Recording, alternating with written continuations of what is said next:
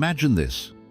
You open your eyes in the morning, and instead of reaching for your phone, you reach for command over your mind. No panics, no noise, just stillness and strategy. Because here's the truth, most people miss. You don't need to control the world, you just need to control the way you meet it. Every day, your environment tries to train you to react fast, to chase validation, to feel like you're always behind. But what if you did the training? What if before the world gets its hands on your mindset, you claimed it back? You started the day like a Stoic, rooted, unshaken. Not because everything is calm outside, but because everything is anchored inside. That's not motivational fluff. That's ancient battlefield wisdom, the kind of mindset forged in fire, not fantasy. And no one said it better than Marcus Aurelius. You have power over your mind, not outside events. Realize this, and you will find strength. That one line, if lived, not just read, can rebuild your mental architecture from the ground up. So today, we're going to go deeper into morning rituals that build resilience, mental frameworks that cut through chaos, and quiet practices that make you immovable. In a world that never stops spinning, if you're tired of being mentally scattered, this is your moment to take back the reins. Let's train your mind, like your peace depends on it, because it does.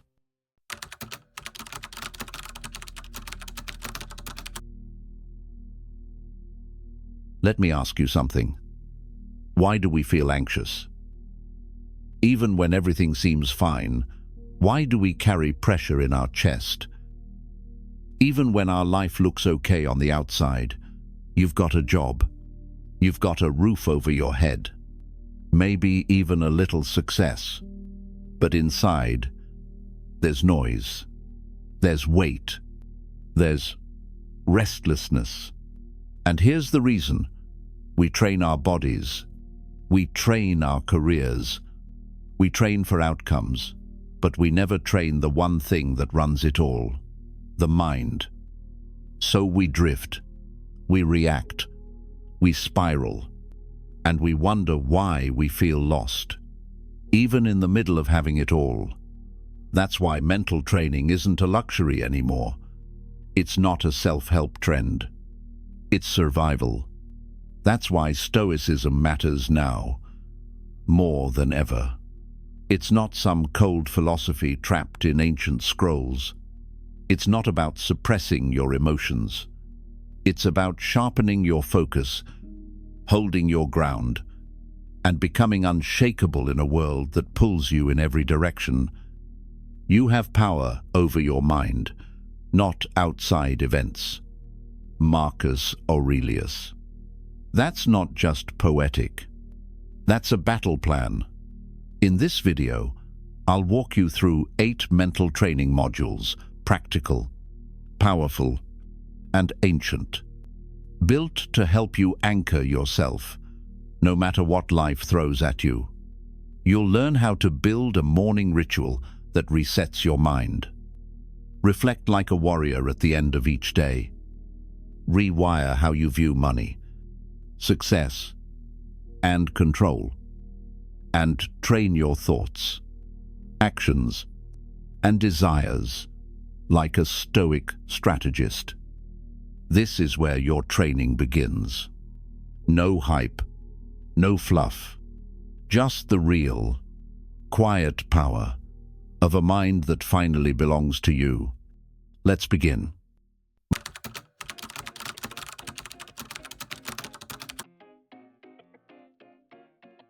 You wake up, but you don't really wake up, do you?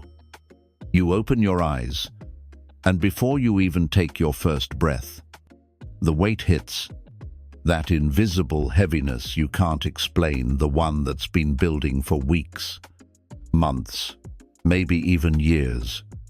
You don't know what's wrong, because technically, nothing is.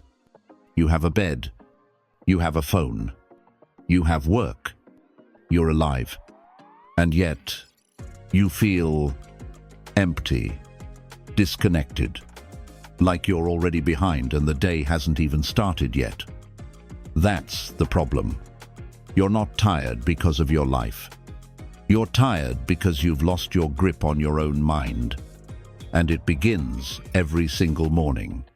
You wake up, reacting. You wake up with your phone in your hand. You let strangers, ads, emails, and chaos flood your mind before you even remember who the hell you are. And then you wonder why you feel anxious, why you feel like nothing is enough, why you feel like your life is running you instead of you running your life. You've given away your power before your feet ever touch the floor, but it doesn't have to stay that way.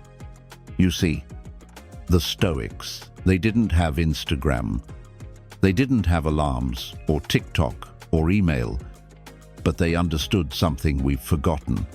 Whoever owns the first hour of your day owns your mind.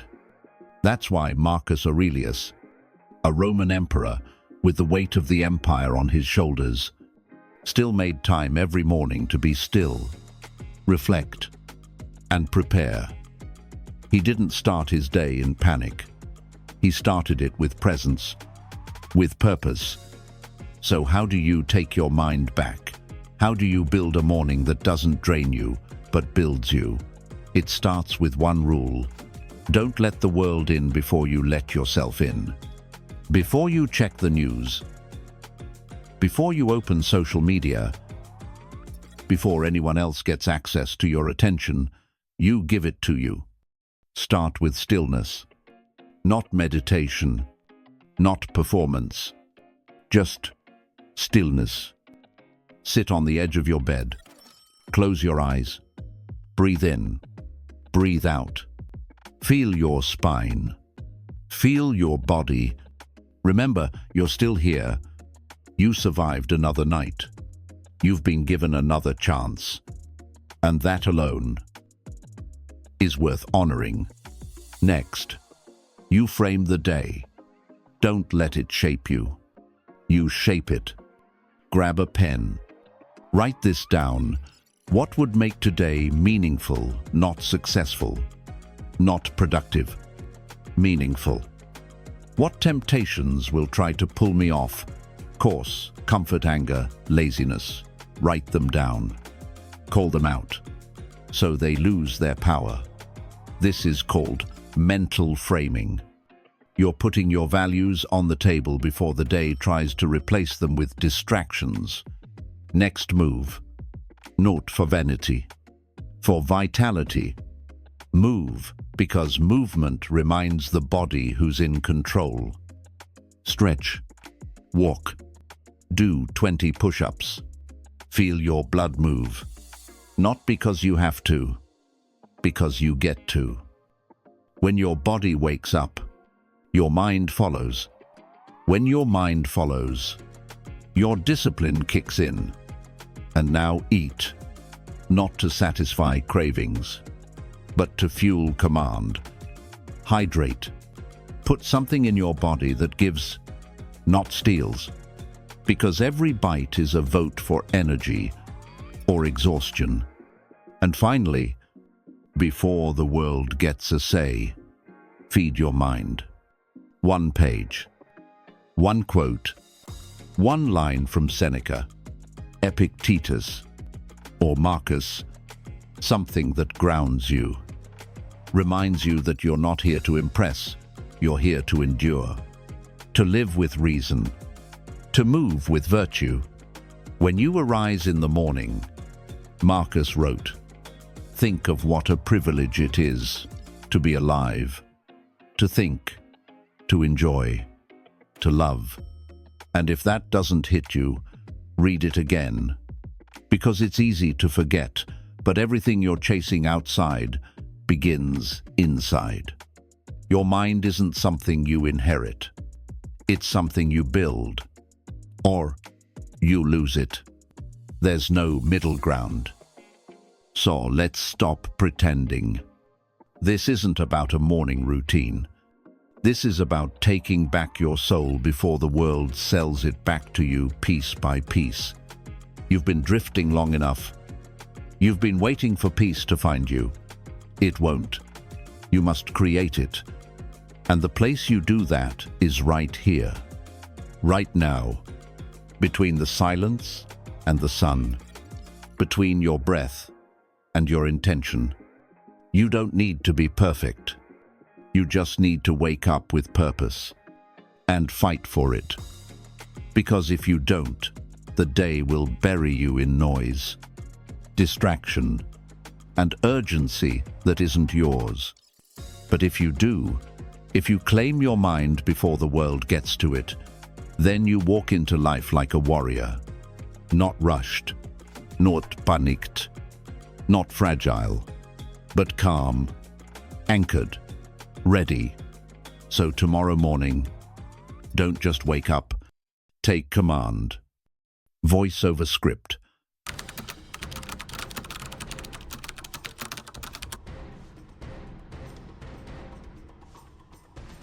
It's late.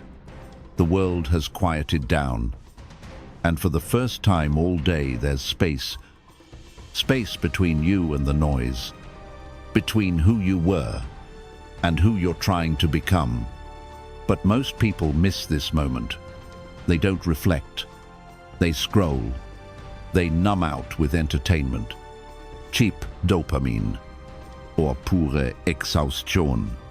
And then they crash into bed, wondering why nothing ever feels different tomorrow. That's where everything breaks.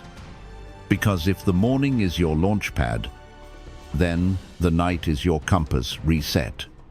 The Stoics knew this. They didn't just train their minds for action. They trained their minds for reflection, for self-examination, not to obsess over failure, but to gain control through clarity. Seneca, one of the most ruthless and honest philosophers of his time, wrote, "At the end of each day, I go back over what I've done and said, and thought, I conceal nothing from myself. I pass judgment on myself like an honest judge. No excuses, no filters, no self-pity, just a quiet moment of truth. And that's exactly what you need, because if you don't pause and process who you were, you won't know how to become who you're meant to be. So tonight, sit with yourself, not as punishment, but as training. Replay your day, not every detail, but the essence. Where did you show strength? Where did you collapse into comfort? Where did you speak when you should have stayed silent? Where did you hold back when you should have stepped forward, not to criticize, to course correct? Most people live in loops they refuse to recognize. They keep making the same decisions because they never pause long enough to face the pattern. But you're here to break that. This isn't about perfection. It's about honesty. And it's not weakness. It's strategy. Because neuroscience confirms what the Stoics practiced. Your brain doesn't just sleep, it reorganizes. It consolidates memory. It reinforces what you repeat. It strengthens the neural paths you walked most often that day. So what you reflect on becomes what you internalize. And if you go to bed unconscious, you wake up programmed to repeat the same patterns that are slowly burning you out. But if you go to bed awake, with awareness, and even the smallest commitment to improvement, you rewire yourself. Not all at once, but over time, quietly, steadily, powerfully. So instead of just getting through the day, you extract value from it. You sharpen your understanding of yourself. You become more deliberate with your energy. You forgive where needed. You adjust without drama. and you sleep not to escape but to reset. This is how the Stoics became unshakable. Not because they had fewer problems, but because they faced them when no one was watching. So, as the lights go off and the distractions fade, ask yourself not, was today perfect? That's not the point. Ask, did I move closer to who I want to become? Did I show up for what matters or drift again? What's one thing I can do better starting tomorrow? Write it down. Whisper it to yourself. Etch it into your consciousness. Because without reflection, growth is random. And without closure, peace is impossible. You're not here to repeat. You're here to refine. Close the loop, not with shame, but with strength, with structure, with silence that has weight. And when you lay down tonight, you'll feel it. That quiet sense of alignment, the mind beginning to settle, the thoughts no longer chasing you, because you've already met them, faced them, learned from them. And now, you're free to rest. Not as someone who avoided the day, but as someone who conquered it. Not externally, but internally. You don't need loud wins. You need consistent truth. And the night is your training ground for that. So tomorrow, when the world demands your attention again, you'll show up different, sharper, cleaner, focused. Because the one who reflects with discipline becomes the one who lives with power. Voice over script.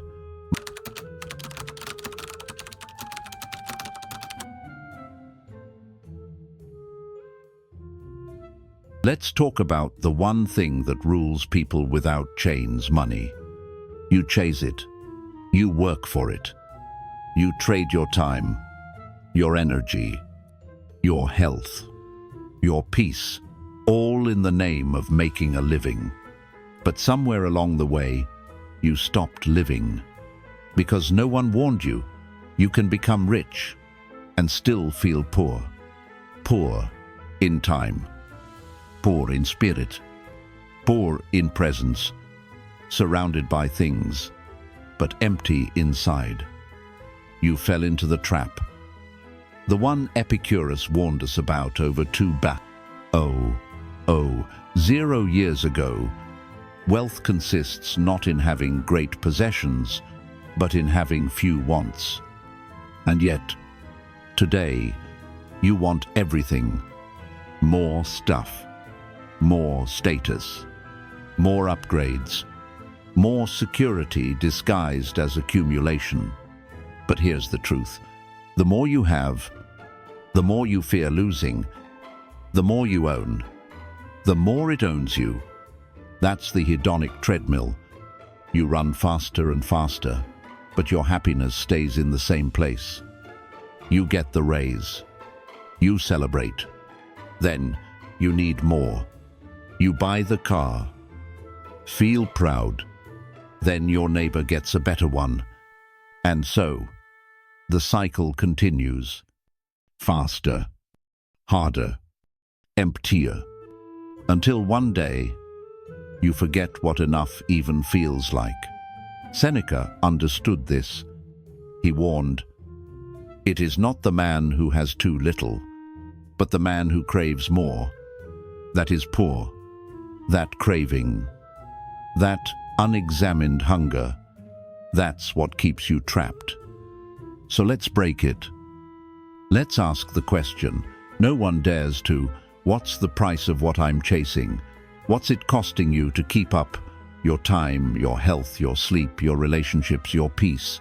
You say you're doing it for the future, but what if the future never comes? What if you're sacrificing the present for a version of success that was never even yours? You need to reset. And here's how: practice what Seneca called voluntary deprivation. Pick 1 or 2 days each month and live like you had less. Wear simpler clothes. Eat basic food. Deny yourself luxury. Sleep without the extras. Say no to convenience. Not because you hate wealth, but because you want to remember what actually matters.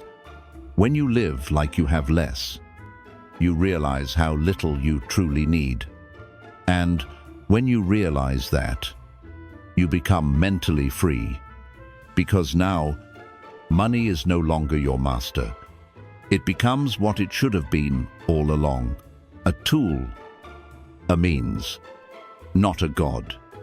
Money should serve your values, not replace them.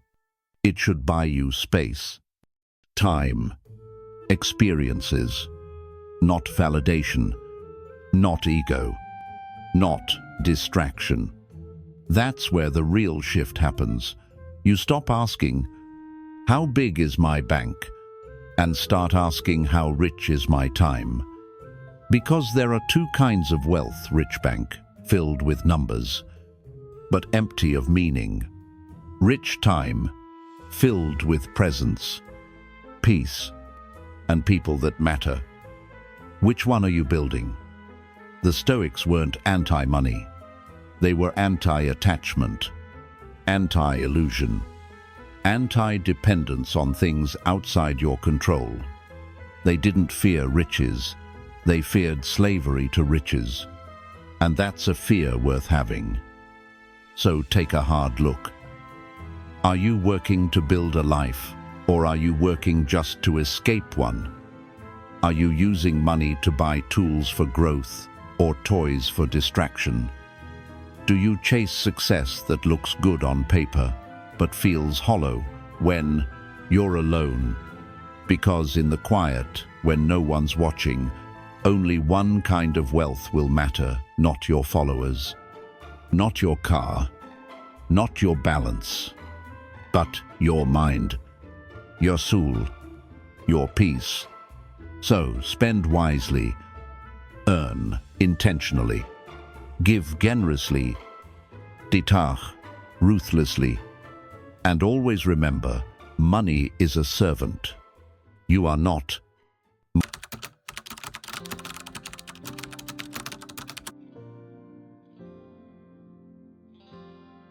In a world obsessed with speed, silence is power. And in a culture obsessed with knowing everything, the rarest thing is someone who actually understands anything. You've probably heard the quotes. You've saved the posts. You've liked the videos that sound deep, but here's the brutal truth. You're not becoming wiser. You're becoming more reactive, just with better vocabulary. It's not your fault. You've been trained to consume, not contemplate. We live in the age of what philosophers would have called intellectual mimicry. You hear something profound, but instead of pausing to absorb it, you repost it, you caption it, you scroll on, and then you forget.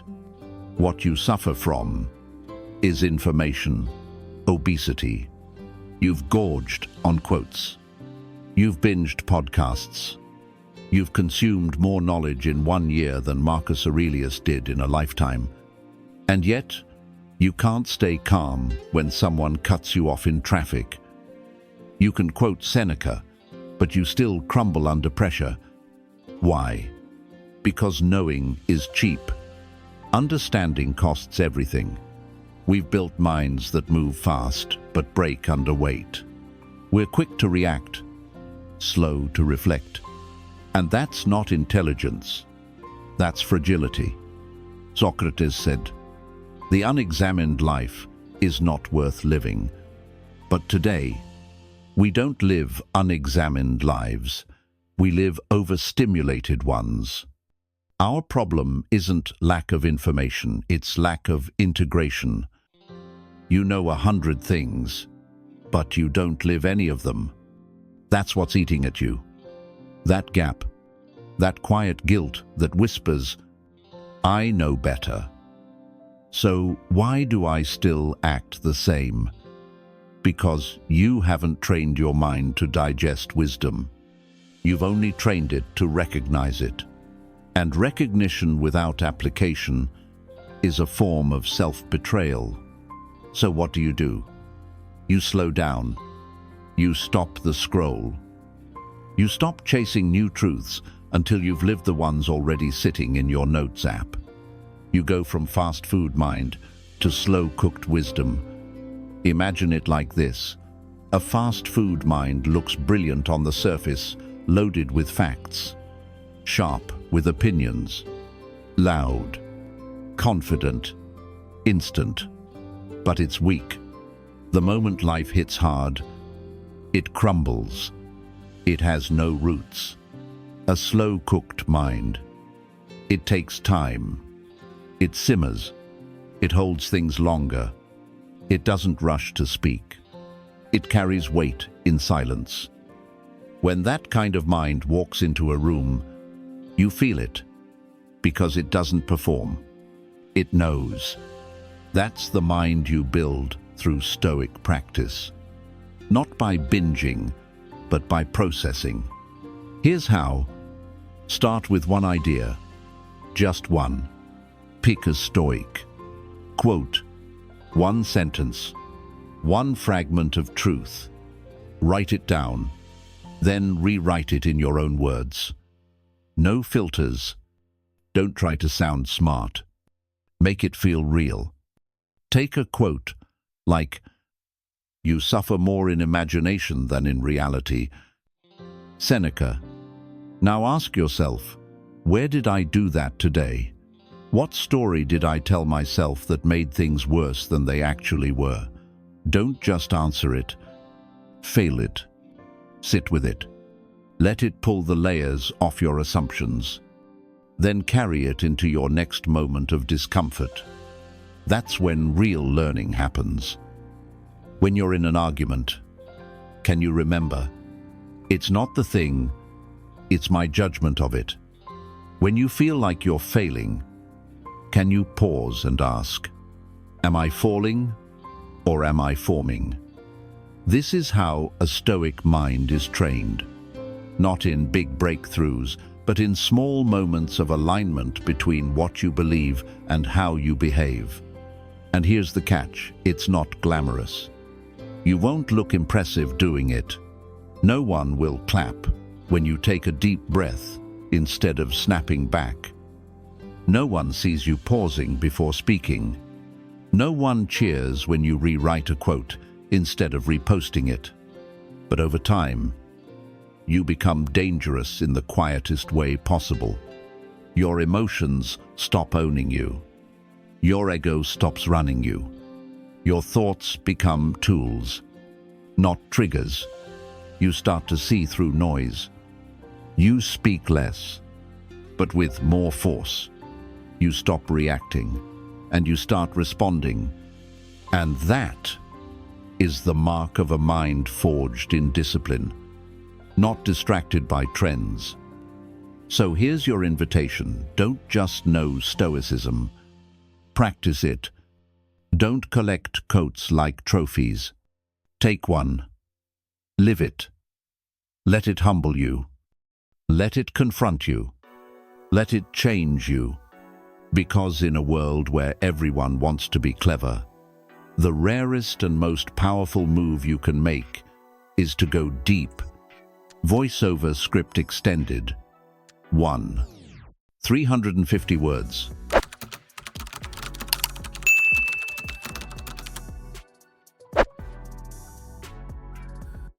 You were told that success is loud, that it's visible, that it has a number, a title, a price tag, a finish line. And from the time you were young, you were shown pictures of what winning looks like. A trophy, a car, a corner office, a perfect body, and applause. So naturally, you started sprinting, running as hard as you could towards something, anything that would make you feel like you mattered. But here's the secret. They didn't teach you. Winning means nothing if the game you're playing isn't yours. Because the real race isn't outside. It's not against them. It's within you. There are two types of ambition, the one that needs to be seen and the one that needs to be fulfilled. One feeds the ego, the other feeds the soul. So ask yourself, which one have you been chasing? You can spend your whole life trying to be someone, only to realize you never became yourself. That's where the Stoics drew the line. They didn't chase legacy, likes, or luxury. They chased character. They weren't obsessed with goals. They were obsessed with virtue. And the word they used for real success was eudaimonia, not happiness, not pleasure, not comfort, but something far more powerful, a deep, lasting sense of alignment. A life lived in accordance with values, a mind in harmony with action. Seneca didn't care how big your house was. He asked if your soul fit inside it. Marcus Aurelius didn't want applause. He wanted integrity under pressure. That's the inner game. And it's the only one you actually control. Because the external game, it's a lie. One day you're winning. The next, the market crashes. The applause fades. The relationship ends. The audience moves on. And suddenly, the winner becomes empty. But the inner game, that's yours forever. Here's what no one tells you. You can reach the top and still feel hollow. You can get everything you thought you wanted and feel more lost than when you started. Why? Because you chased the outcome and never cultivated the self. You didn't ask, what kind of person do I want to be when no one's watching? What kind of peace do I want when the lights go off? What would make me proud even if no one ever knew?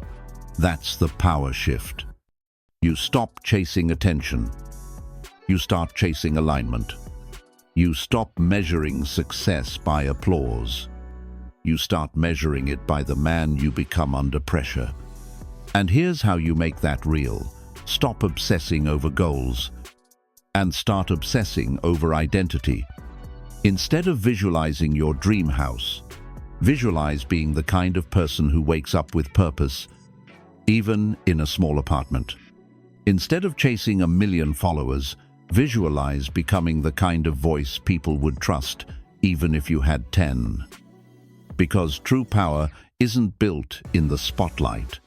It's built in the dark. It's in the choices you make when it's inconvenient. The discipline you keep when no one's checking. The promises you keep to yourself. That's the person you take to your deathbed. Not the title. Not the numbers. Not the flash. Just your mind and your record of who you became. So choose your scoreboard wisely. There are people right now at the top of their field, and they can't sleep. They can't be alone. They've won everything and lost themselves in the process. You don't want that. You want to build the kind of inner world that can't be taken, a peace that's not for sale, a purpose that's not borrowed from others, a path that you walk even when no one else understands it. That's not fantasy. That's freedom. Look at the artist who paints long after the audience is gone. They've found the rhythm, the zone, the sacred silence where flow lives. Look at the scientist, buried in data no one will ever praise, driven not by glory, but by curiosity, by truth. These people have tapped into intrinsic motivation. They're not chasing, they're becoming. And that is the sweet spot. That state where the process becomes the reward, where time disappears, and all that's left is presence. That's what Stoics meant when they said, a virtuous life is its own reward. It's not glamorous, it's not viral, but it's real. and the world can't touch it. Not success, not failure, not judgment. Nothing can take it because it's who you are, not what you own. And here's the truth.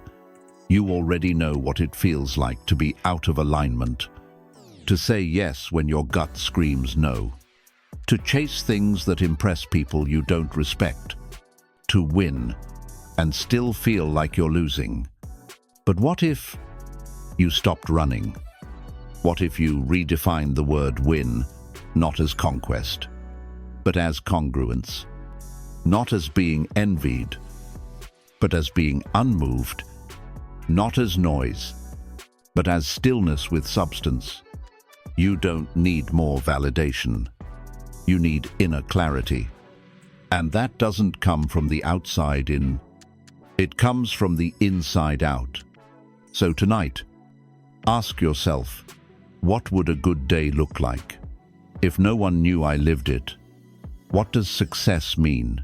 If no one ever claps, what would it feel like to win silently and still smile? That's the Stoic path. That's the inner scoreboard. It doesn't come with confetti, but it comes with peace. And in the end, peace is the only victory worth chasing. Voice over script.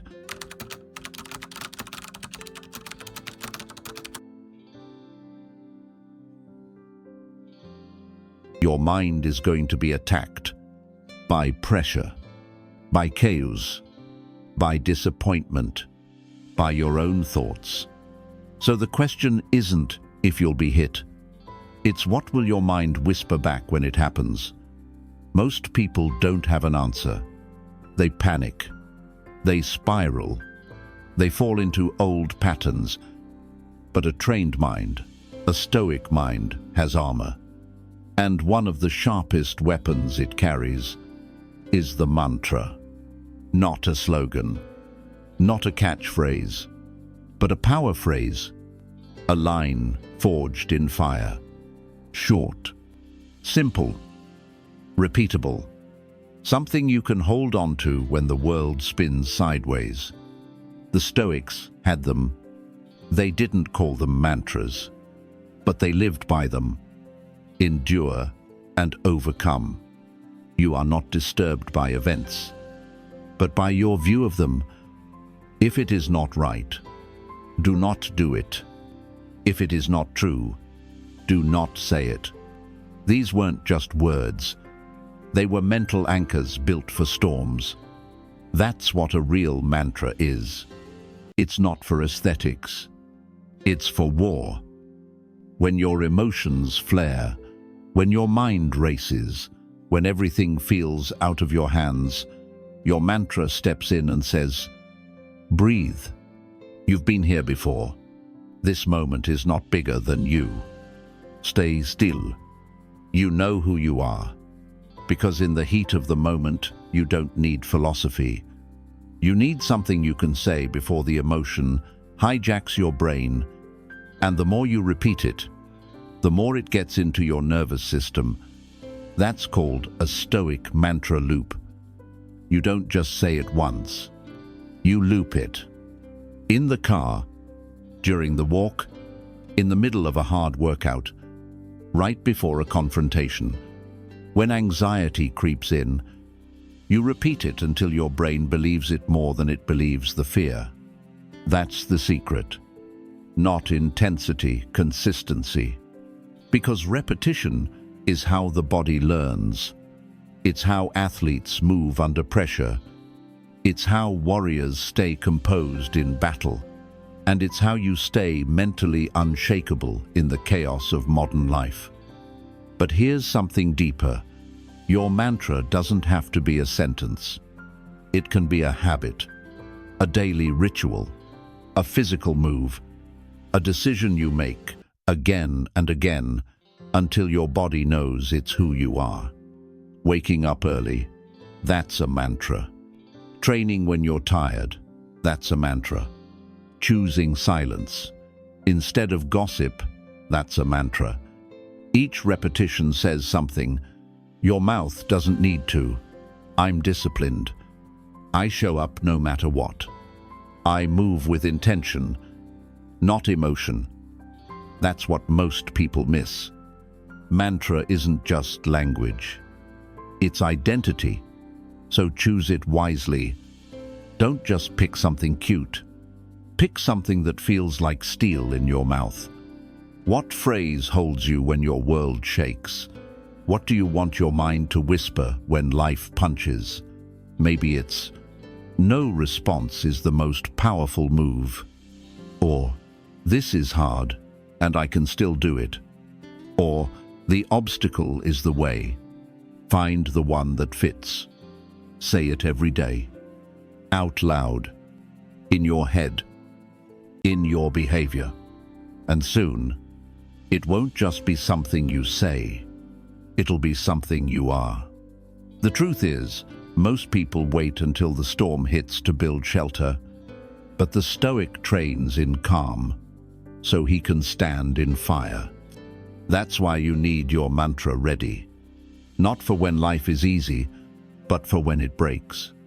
Because when the tension builds, when emotion surges, when the old self wants to return, your mantra is the quiet voice that says, "No, we don't move like that anymore." That voice might be the difference between repeating history or finally breaking through it. So, build your mantra, live it, loop it, become it, and when the chaos comes, you'll already know what to say.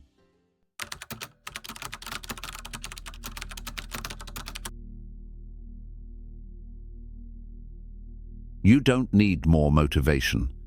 You need to take your mind back. Because every day, something is trying to hijack it.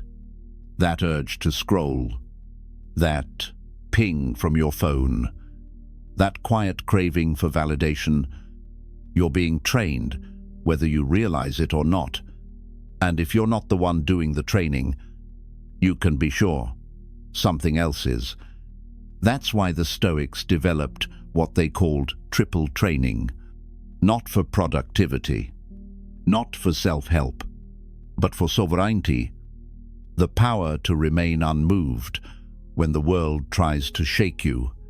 It begins with desire, the part of you that wants, craves, reaches, sometimes for good things, often for hollow things. The world is brilliant at manipulating what you want. It sells comfort disguised as happiness, distraction disguised as connection, shiny objects disguised as purpose. And if you're not careful, you spend your life chasing what you never actually needed just because it was packaged beautifully. So you stop, you pause, and you ask yourself, at the end of the day, what did I want today? That wasn't worth it. That craving for sugar, that validation hit, that moment of control over someone else, that need to be right. All of it subtle forms of mental slavery.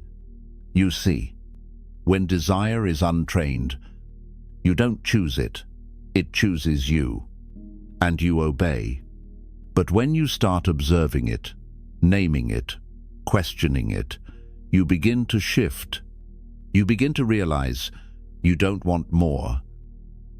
You want less, but cleaner, less noise, less addiction to novelty, less compromise for the sake of short-term pleasure.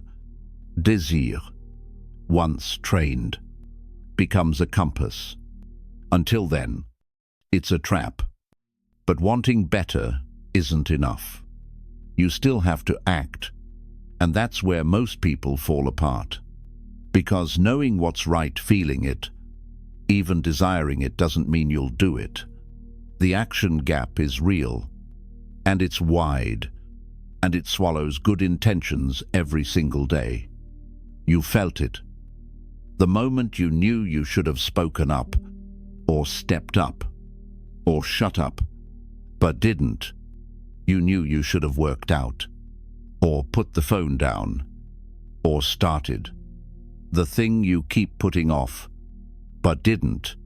Not because you're weak, but because your actions aren't trained to follow your values. They follow comfort, impulse, mood. And when that becomes your habit, you stop trusting yourself.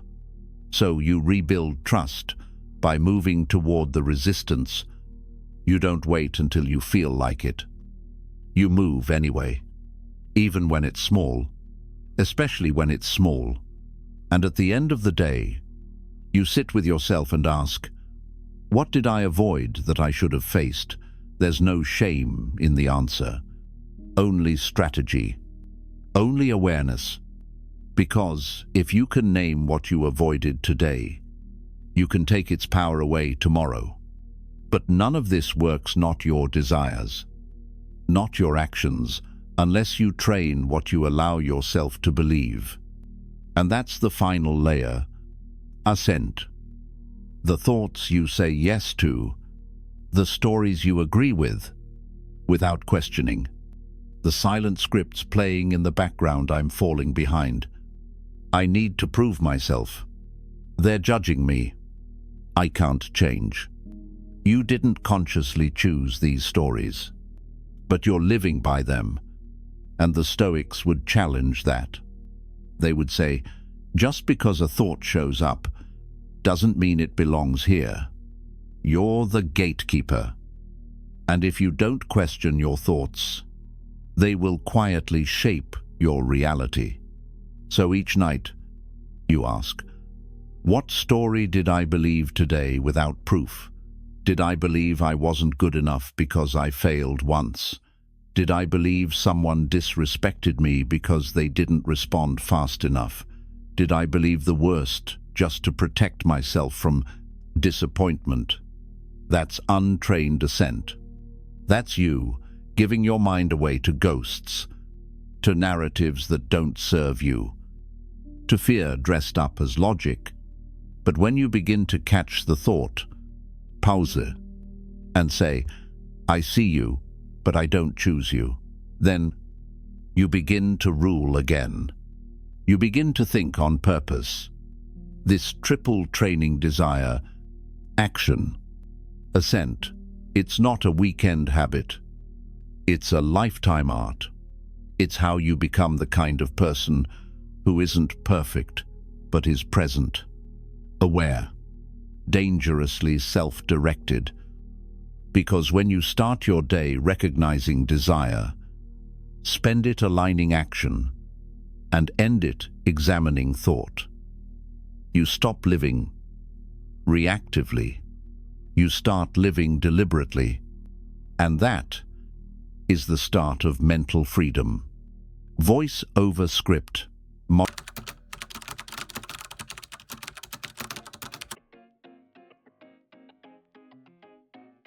You become the people you listen to. Not immediately, not obviously, but slowly, subtly, permanently. Their words become your thoughts. Their fears become your limits. Their values become your default. That's why the Stoics were relentless about one thing: choose your influences as if your life depends on it. Because it does. Socrates didn't scroll for advice. He walked the streets. He asked hard questions. He listened to the contradictions in people's answers. And most importantly, he didn't worship the crowd. He searched for the few who lived what they preached. That's what made him dangerous. He didn't follow popularity. He followed wisdom. And today, in a world where everyone has an opinion, but few have peace, you have to choose your mentors with surgical precision, not based on how loud they are, not based on their audience, not based on their branding, but based on a brutally honest question: would I trade lives with this person, even for one day? Not their car, not their clothes, not their lifestyle, but the way they move, the calm they carry, the discipline they embody. Because if the answer is no, then why would you let their voice inside your mind? That's the cost of careless influence.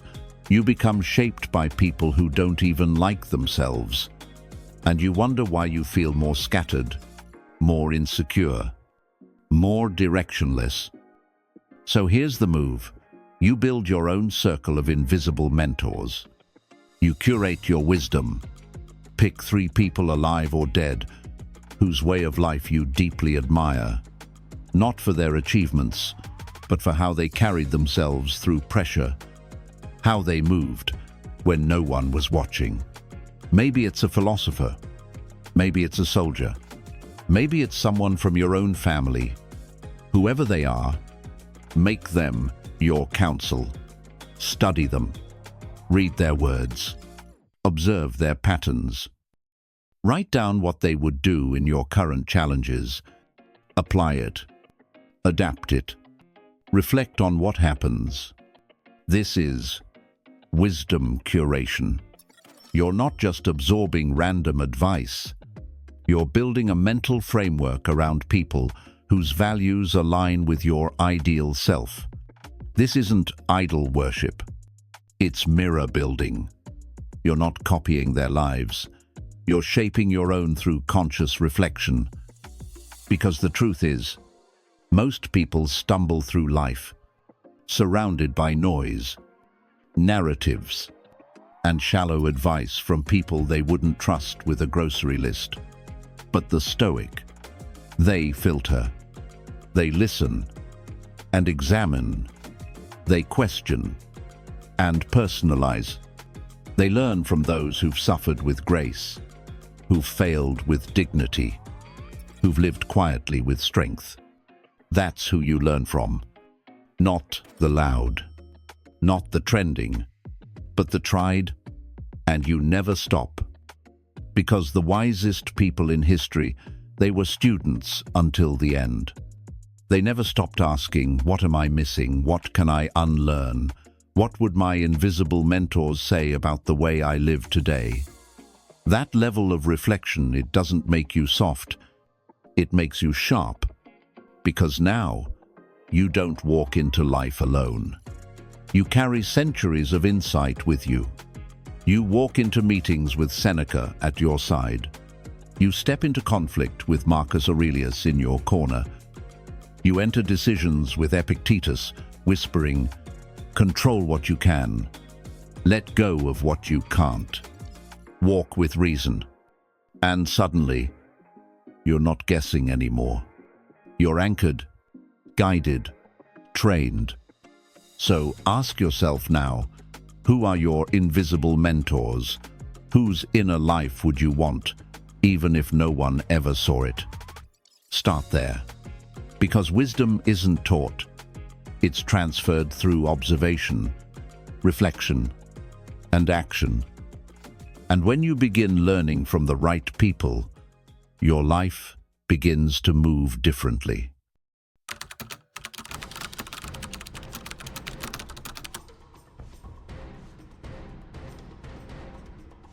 You think you're overwhelmed because life is hard.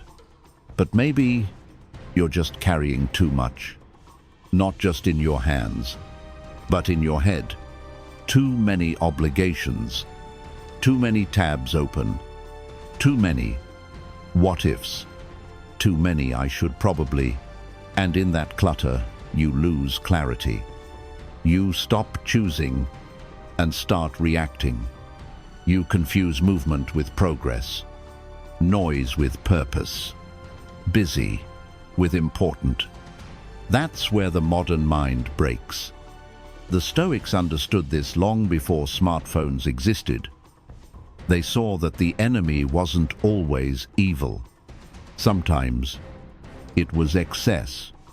Too many possessions, too many opinions, too many distractions, disguised as opportunities.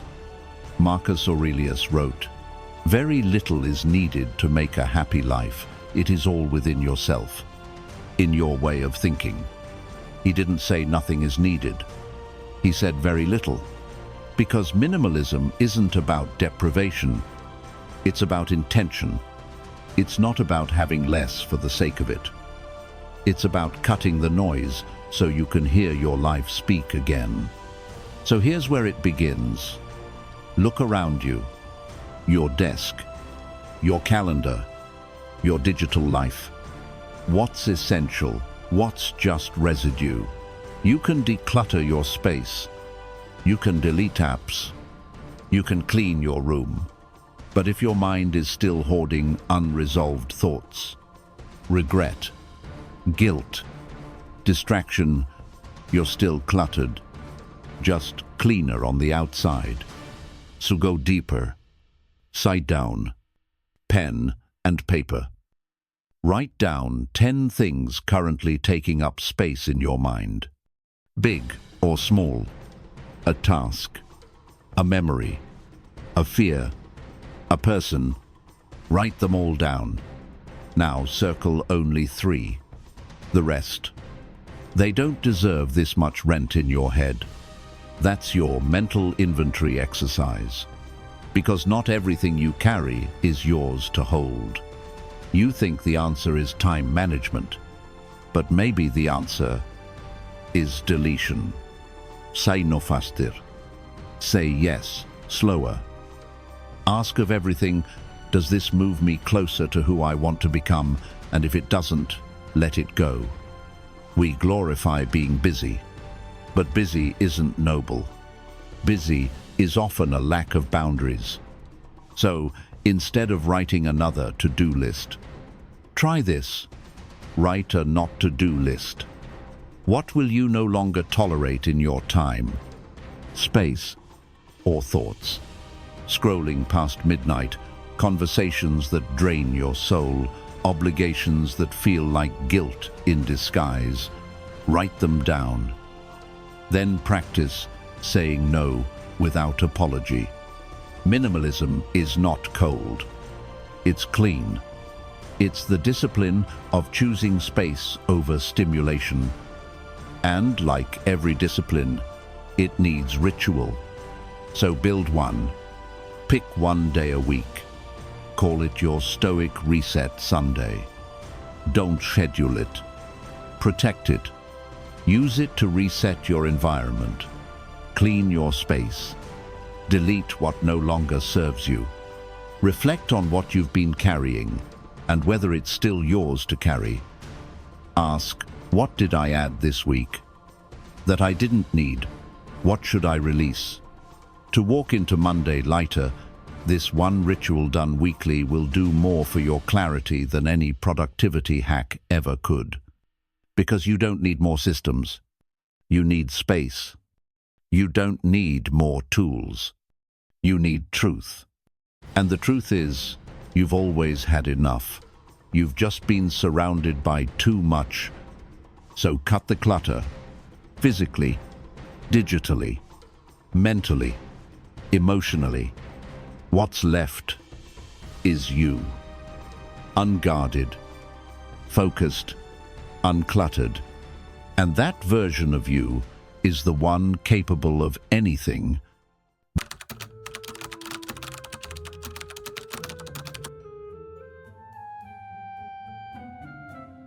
You've just walked through 9 modules of Stoic training.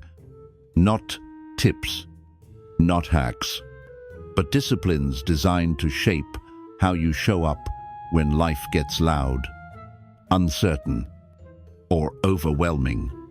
We talked about morning rituals not just to feel good, but to reclaim your mental ground before the world gets to it. We practiced evening reflections to extract wisdom from your day instead of repeating your mistakes blindly. We challenged your relationship with money, desire, distraction, and even knowledge itself.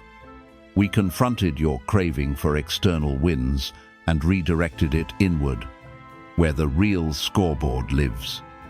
And we did it all quietly, without hype, without theatrics, just like the Stoics would have wanted. But now that you've heard it, now what?